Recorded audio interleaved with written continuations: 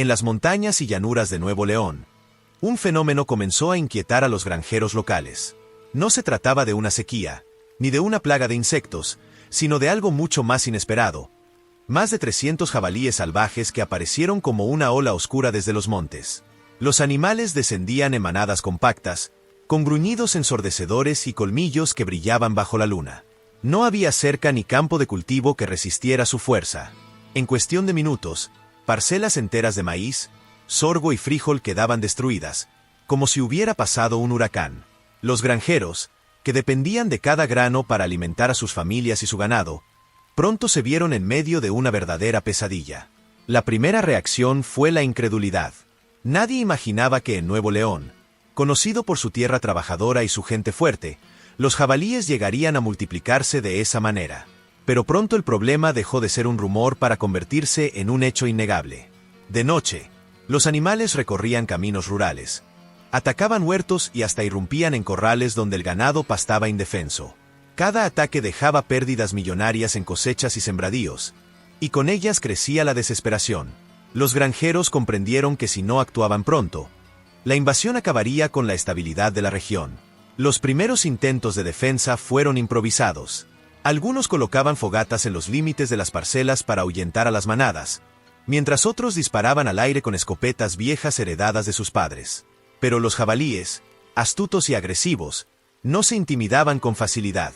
Más de una vez cargaron contra los granjeros, provocando heridas graves que dejaron a varios hombres fuera de combate durante semanas.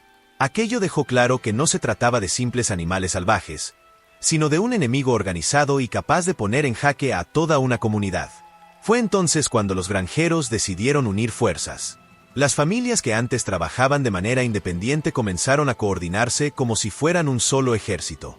Se organizaron en turnos de vigilancia nocturna, armados con lo que tuvieran a mano: escopetas, machetes, lazos y hasta herramientas de trabajo convertidas en armas improvisadas. Los jóvenes se ofrecieron como exploradores, rastreando las huellas frescas en la tierra, mientras los mayores compartían la sabiduría heredada sobre cómo cazar y atrapar animales grandes. Cada vecino aportaba lo que podía, y poco a poco, esa unión empezó a marcar la diferencia. Las trampas se convirtieron en una pieza clave de la estrategia.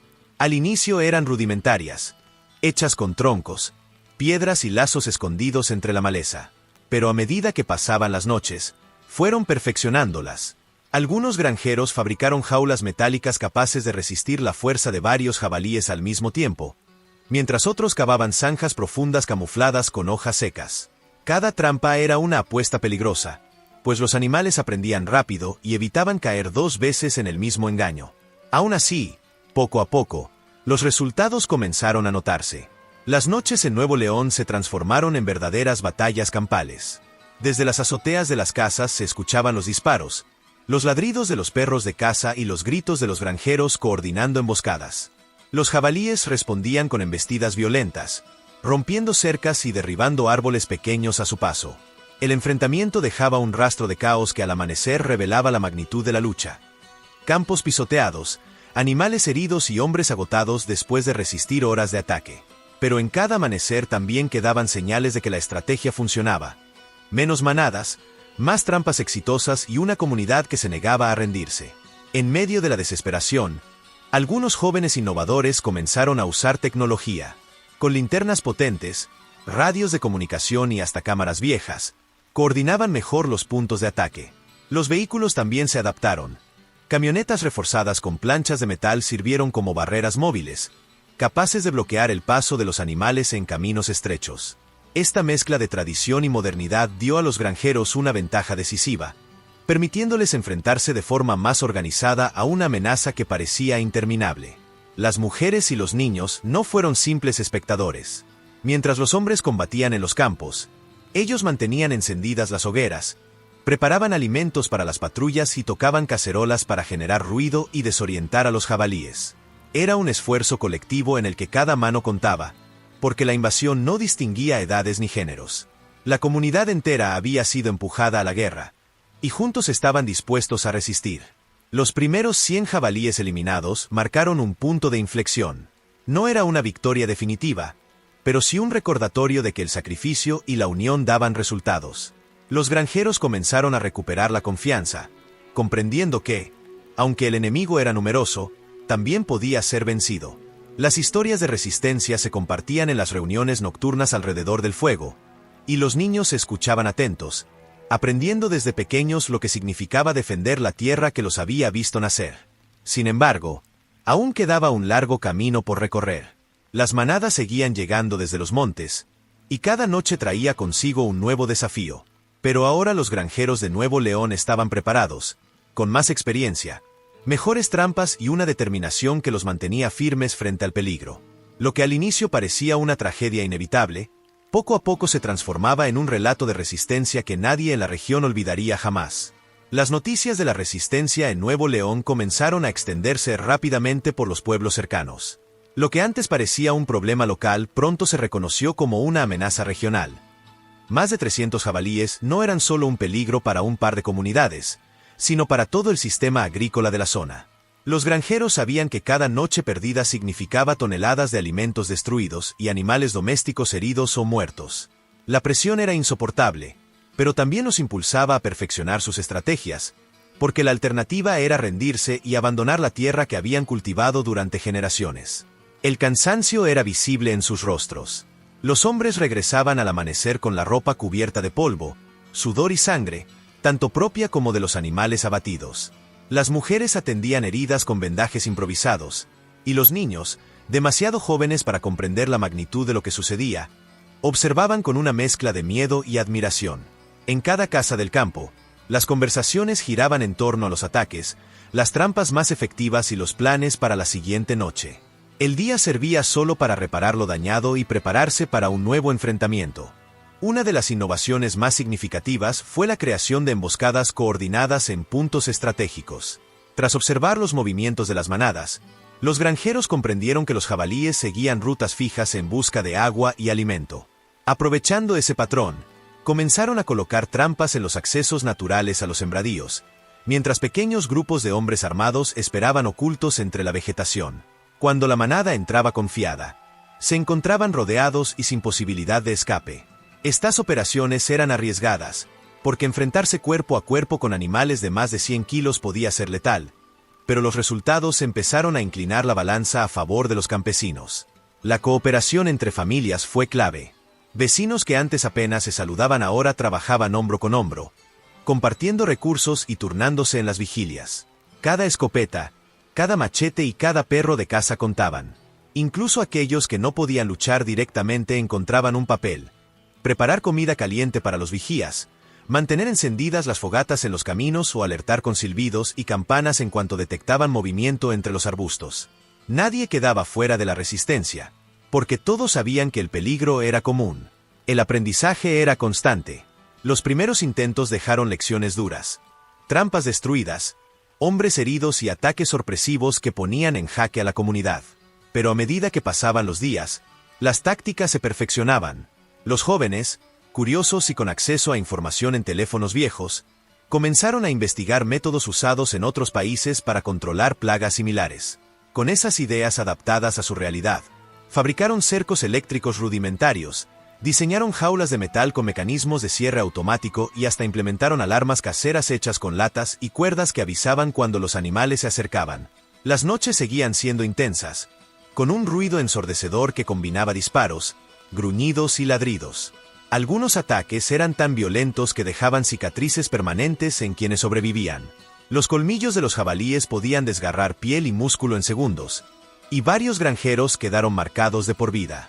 Pero esas heridas se convertían en símbolos de resistencia, recordatorios visibles de que la lucha era real y que nadie estaba a salvo si no se mantenía firme. Lo más sorprendente fue el cambio en la mentalidad de la comunidad. Lo que al inicio era miedo y desesperación se transformó en orgullo y disciplina. Cada victoria, por pequeña que fuera, reforzaba la moral colectiva. Los granjeros comenzaron a hablar de números, calculando cuántos animales habían abatido y cuántos quedaban por eliminar. El objetivo de erradicar por completo la amenaza ya no parecía una fantasía, sino una meta alcanzable. Y aunque todavía quedaban decenas de jabalíes rondando los montes, la certeza de que podían enfrentarlos se volvió la mayor arma de la comunidad. Con el paso de las semanas, los granjeros ya no eran simples campesinos defendiendo sus cosechas. Se habían transformado en auténticos estrategas de guerra, capaces de planear operaciones, ejecutar emboscadas y aprender de cada error. El miedo inicial había desaparecido, reemplazado por una convicción inquebrantable.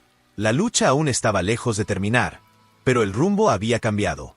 Ahora eran ellos quienes llevaban la ventaja, y los jabalíes, poco a poco, comenzaban a pagar el precio de su invasión.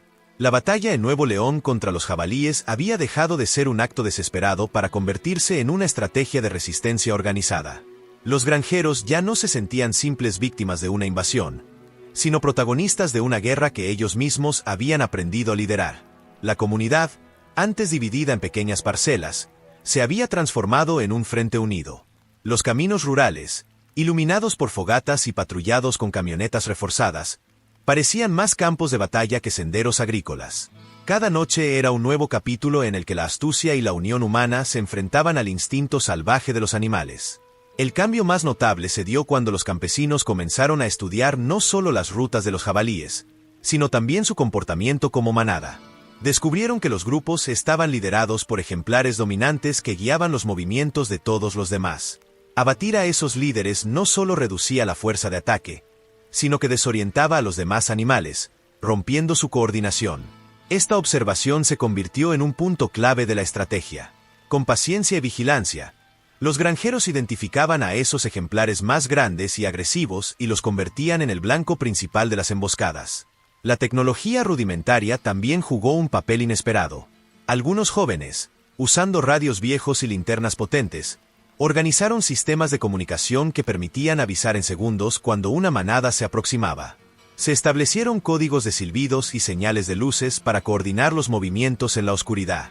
Gracias a esto, lo que antes eran enfrentamientos caóticos se transformó en operaciones bien calculadas. Un grupo cerraba el paso, otro activaba trampas, y un tercero avanzaba con armas listas para el ataque. En cuestión de minutos, podían reducir a decenas de animales sin perder el control de la situación. La participación de toda la comunidad era fundamental. Las mujeres se encargaban de mantener encendidas las hogueras que servían para marcar los límites de los campos y desorientar a los animales. Los niños, entrenados por sus abuelos, aprendían a reconocer huellas frescas en la tierra y rastros de colmillos en los troncos de los árboles. Ellos eran los ojos del día, los que advertían por dónde se movería la próxima incursión nocturna. Incluso los ancianos, que ya no podían luchar directamente, aportaban su sabiduría transmitida de generación en generación, enseñando a los más jóvenes a moverse en silencio, a esperar el momento oportuno y a no desperdiciar un solo disparo. A medida que pasaban las semanas, los resultados comenzaron a ser más visibles. Los sembradíos, antes arrasados cada noche, empezaron a mostrar brotes verdes que sobrevivían intactos al amanecer. El ganado, que solía huir despavorido ante el rugido de las manadas, recuperó la calma y volvió a pastar en los corrales. Y los granjeros, aunque cansados y marcados por cicatrices, recuperaron la esperanza de que su esfuerzo no era en vano. Los cálculos más optimistas hablaban de más de 200 jabalíes eliminados, lo que significaba que la comunidad ya había reducido la amenaza en más de la mitad. Sin embargo, la lucha seguía siendo peligrosa. Hubo noches en las que los animales, acorralados, se defendieron con una ferocidad inesperada. Algunos granjeros fueron derribados y heridos gravemente, recordando a todos que el peligro estaba siempre presente. Cada herida se convertía en una advertencia, pero también en una prueba de valor. Los relatos de aquellos que sobrevivían a un ataque directo circulaban en las reuniones comunitarias como ejemplos de resistencia y coraje. Con el tiempo, los campesinos no solo aprendieron a combatir, sino también a anticiparse. Reconocían el olor característico de las manadas, sabían escuchar los sonidos lejanos en el monte y podían predecir los lugares más probables de ataque. Esa capacidad de leer la tierra y el aire les dio una ventaja decisiva. La guerra ya no era solo reacción, ahora era prevención. Cada noche, los granjeros se sentían menos como víctimas y más como guardianes de su propio territorio. La unión que nació de esta crisis se volvió más fuerte que cualquier lazo anterior. Vecinos que nunca habían compartido una comida ahora cenaban juntos alrededor de las fogatas después de cada jornada. Las historias de resistencia se transmitían de boca en boca, creando un tejido de identidad y orgullo que nadie en la región había sentido antes. La batalla contra los jabalíes no solo estaba salvando las cosechas, estaba forjando una comunidad más fuerte, más unida y más consciente de su poder colectivo. Pero aún quedaba el desafío final. Si bien los números disminuían, todavía había manadas dispersas en los montes, dispuestas a regresar en busca de alimento. Los granjeros sabían que el verdadero triunfo no llegaría hasta eliminar a los últimos invasores. La meta de erradicar por completo la amenaza aún parecía lejana, pero ya no era un sueño imposible. Era un objetivo claro, alcanzable, que cada hombre, mujer y niño en Nuevo León estaba dispuesto a perseguir hasta el final. Cuando el sol comenzó a salir sobre las sierras de Nuevo León después de meses de lucha, los campos mostraban una imagen distinta. Donde antes quedaban huellas profundas, ramas destrozadas y cultivos arrancados de raíz, ahora había silencio, calma y brotes nuevos que anunciaban la recuperación. La amenaza de los jabalíes, que había puesto en jaque a toda una comunidad, estaba prácticamente erradicada. Los granjeros habían logrado lo que parecía imposible: controlar a más de 300 animales salvajes mediante una combinación de ingenio, disciplina y, sobre todo, unión. El 97% de los jabalíes había sido eliminado, pero aquella cifra era mucho más que un número. Representaba meses de noches en vela, emboscadas bien calculadas, heridas profundas y cicatrices que nunca desaparecerán. Representaba también la valentía de hombres que enfrentaron colmillos con machetes, la astucia de jóvenes que idearon trampas de hierro, la perseverancia de mujeres que cuidaron las fogatas y mantuvieron en pie a sus familias, y la inocencia de los niños que, con sus ojos atentos, aprendieron a leer las señales de la tierra. Era un triunfo colectivo, el resultado de un sacrificio compartido en el que cada habitante del campo tuvo un papel fundamental. El recuerdo de las embestidas aún seguía fresco en la memoria.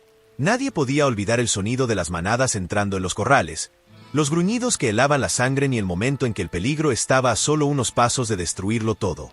Sin embargo, lo que quedó al final no fue el miedo, sino la certeza de que la comunidad, cuando se mantiene unida, puede superar cualquier adversidad. Los granjeros ya no eran simples defensores de sus cosechas. Se habían convertido en ejemplo de resistencia para todo México. El impacto de la victoria resonó más allá de Nuevo León. Otros pueblos comenzaron a visitar la región para aprender de las estrategias que habían resultado exitosas. Las trampas metálicas, las emboscadas planificadas y las vigilias comunitarias se convirtieron en un modelo replicado en distintos estados. Incluso investigadores y medios de comunicación documentaron el proceso, sorprendidos de cómo una comunidad rural, sin apoyo institucional significativo, había logrado resolver un problema que parecía fuera de control. El resultado más profundo no se midió en los jabalíes abatidos, sino en el renacer de la comunidad.